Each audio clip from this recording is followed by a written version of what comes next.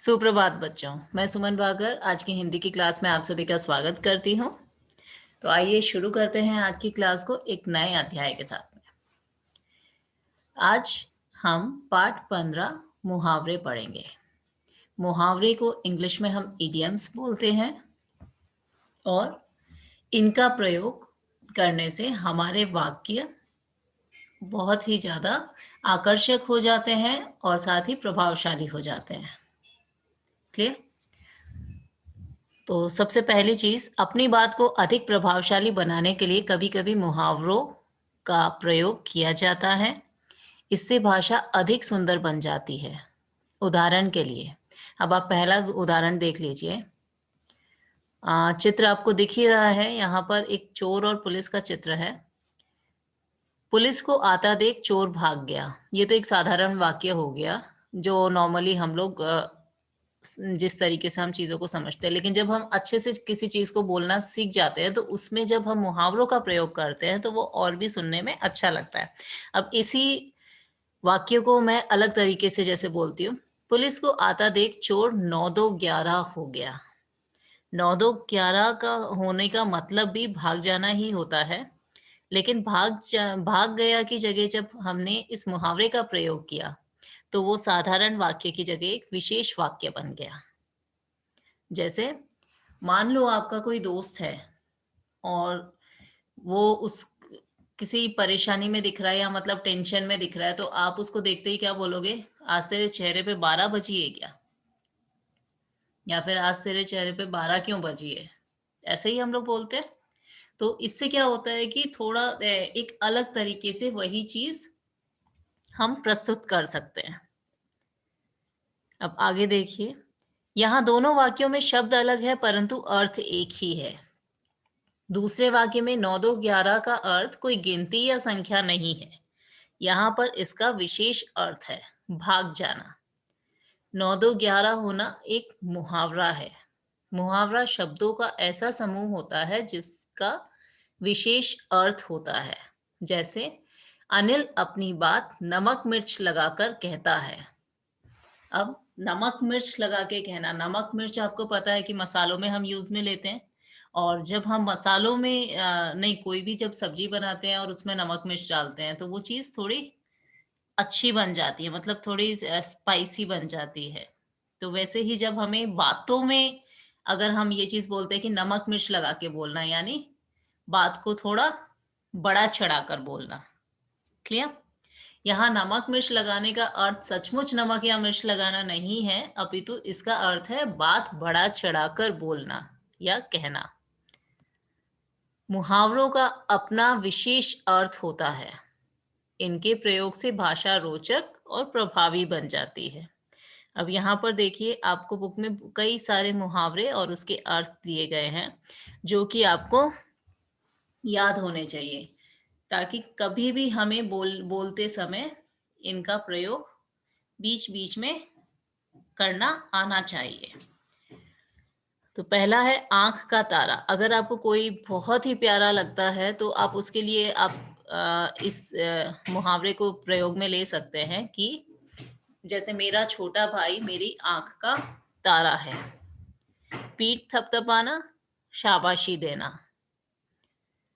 मुंह फुलाना, गुस्सा होना। घी के दिए जलाना, खुशियां मनाना। दांतों तले उंगली दबाना, हैरान रह जाना। कान भरना, चुगली करना। आंखों में धूल झोंकना, धोखा देना। हाथ बटाना, मदद करना। लाल पीला होना, गुस्सा करना। लाल पीला होना मतलब आप देखोगे कि कोई किसी मतलब उसका रंग नहीं बदल रहा है, लेकिन वो किसी चीज को लेके अगर लाल पीला हो रहा है, इट मीन्स कि वो उस चीज पे बहुत गुस्सा हो रहा है। भीगी बिल्ली बनना मतलब डर जाना। मुंह में पानी भर आना, ललचा जाना। पेट में चूहे कूदना। इस मुहावरे को तो आप सब लोग कई बार प्रयोग कर चुके होंगे। जब आपको बहुत ज्यादा भूख लगती है, तो आप मम्मी को क्या बोलते हैं? मम्मी पेट में चूहे कूद रहे हैं और आप जल्दी से कुछ खाने के लिए लेके आ जाओ। तो कहीं ना कहीं आप अपने डेली की जो रूटीन लाइफ है उसमें आप मुहावरों का प्रयोग करते ही हो। फिर है आगे तरस खाना, दया करना, हाथ मलना, पछताना, बाग बाग होना, बहुत खुश होना, आंखें बिछाना, स्वागत करना, वचन देना, प्रण करना, सिर पर सवार होना, पीछे पड़ जाना, टांग अड़ाना, रुकावट बनना, आंख लगना, सो जाना, आग बबूला होना, बहुत गुस्सा होना, कान पकड़ना, अपनी गलती मानना, पीठ दिखाना, हार कर भाग जाना, काम तमाम करना, मार डालना, छाती से लगाना, बहुत प्यार करना।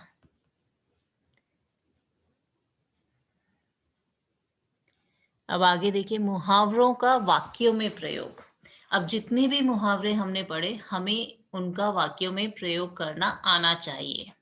यहाँ पर कुछ मुहावरों के वाक्यों में प्रयोग करके बताए गए हैं, लेकिन आगे आने वाली जो क्लास है उसमें मैं आपसे हर बच्चे से कोई ना कोई मुहावरा देकर उसका वाक्य प्रयोग पूछूंगी। तो आज आप इसकी अच्छे से प्रैक्टिस कर लीजिएगा और मुहावरों को उनको अर्थ के साथ जानिएगा, समझिएगा। यहाँ पर कुछ वाक्य बनाए गए हैं जिसको मैं पढ़कर बताती हूँ। फूला न समाना मतलब बहुत खुश होना। सफाई के लिए प्रथम पुरस्कार पाकर हमारी सारी कक्षा फूली न समाई। सिर चढ़ाना, बिगाड़ देना। पुलकित को उसकी नानी जी ने बहुत सिर चढ़ा रखा है। वे उसकी हर जिद पूरी कर देती हैं। इट मीन्स कि वो उसकी हर बात मानती है, तो वो बहुत ज्यादा बिगड़ चुका है। हवा से बातें करना, तेज दौड़ना। रानी लक्ष्मीबाई का घोड़ा हवा से बातें करता था। पानी पानी होना, बहुत शर्मिंदा होना। परीक्षा में नकल करते हुए पकड़े जाने पर सुधीर पानी पानी हो गया। मतलब अब उसको जब वो पकड़ा गया तो उसको बहुत शर्म आने लगी अपने आप पे। स्वर्ग सिधारना, मृत्यु होना। नरेश की दादी जी कल स्वर्ग सिधार गई।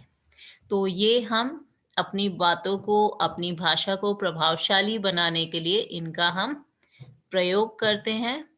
आज आपको इन सारे मुहावरों को और उनके अर्थ को जानना है और उनसे वाक्यों को बनाने का अभ्यास करना है। तो बच्चों आज की क्लास में इतना ही। अपनी अगली क्लास में भी हम इसी को आगे कंटिन्यू करेंगे। क्लियर? तब तक के लिए धन्यवाद।